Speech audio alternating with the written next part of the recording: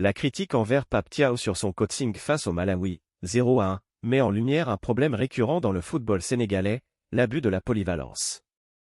En effet, l'une des erreurs les plus fréquentes sous la gestion d'Aliou Cissé était l'obsession de déplacer des joueurs hors de leur poste naturel, en misant sur leur capacité à jouer à plusieurs positions, souvent au détriment de l'efficacité et de la cohésion d'équipe.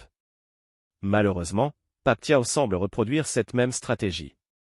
Le choix de titulariser Habib Diarra, qui est un milieu relayeur de formation, en tant qu'ailier droit, au détriment d'un joueur de métier comme Ismaïla Sarr, illustre bien cette tendance à forcer la polyvalence.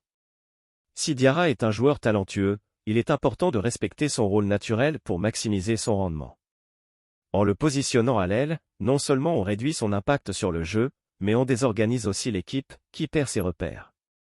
Habib Diarra doit être utilisé là où il excelle, c'est-à-dire en milieu relayeur droit, où ses capacités techniques et sa vision du jeu seront bien mieux exploitées. L'expérience avec Aliou Cissé a démontré les limites de cette approche. Trop souvent, les joueurs étaient placés à des postes qui ne correspondaient pas à leur force naturelle, ce qui a abouti à des équipes sans véritable identité de jeu.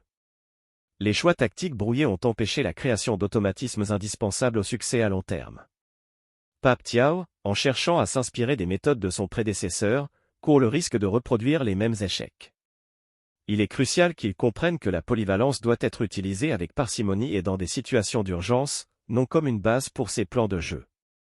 Au mois de novembre, Thiaw aura l'opportunité de confectionner sa propre liste et de sélectionner des joueurs en fonction de leur capacité à jouer à des postes spécifiques.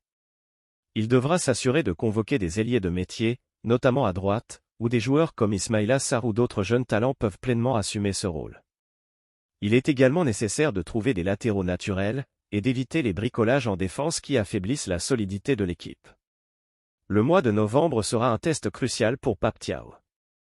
S'il continue dans cette voie de la polyvalence excessive, il risque de perdre rapidement la confiance des supporters, tout comme ce fut le cas pour Aliou Cissé.